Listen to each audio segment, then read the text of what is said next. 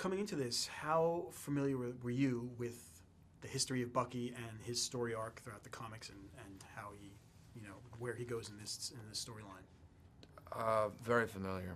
I mean, I had a lot of time to sort of do my research on it, so I kind of just read anything I could find. And that was before you knew that they were doing the Winter Soldier, or once they told you? No, I remember I did a lot of it actually before the first one, because I wanted to see if there was anything that I could take from all that research and kind of use in the first one a little bit and just implement, and so yeah, I needed to know what was going to happen from the get-go. Right, and then once you found out that this was the story that they were doing, how did you want to approach the character, and what kind of idea did you have in your mind of how to play him this time? Well, I felt I really lucked out because the costume was such a big change already for me. I mean, I looked so different from myself, so that was a big thing for me. And between the comic books and what was written on the page, it was pretty clear to me that this was somebody that was very straightforward in terms of what he needed to do. I mean, there wasn't a whole lot of thinking or feeling or kind of, obviously until some of the other things happened to him throughout the course of the movie, but initially as a start point, this is somebody that's completely sensitized, essentially from all human emotions. I mean, to some extent, he's pretty much a weapon, he's kind of like a robot, and he receives an order, he carries it out, and that's it. And so actually, it was my work at that point was just to sort of,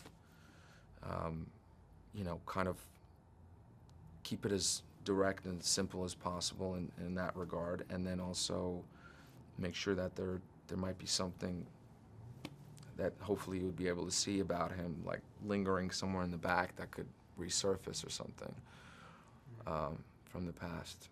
How intense was what kind of training did you have to do for this, and how intense was it for you? Physical training and fight training, 6-7 months. It was very intense. My diet changed. That was really hard. I think after a while I think I went for about 4 or 5 months where I wasn't hungry. I mean, I was just eating because I had to eat.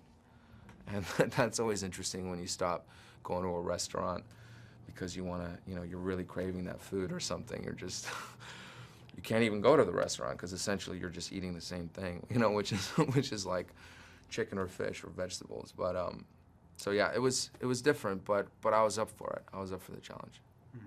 How in the comics, there's again, I don't know how much further you've read, but there was a period of time where Bucky takes the shield and becomes Captain America. Do you think you'd be possibly ready to take that on if that happens somewhere down the line in the Marvel films? I mean, of course.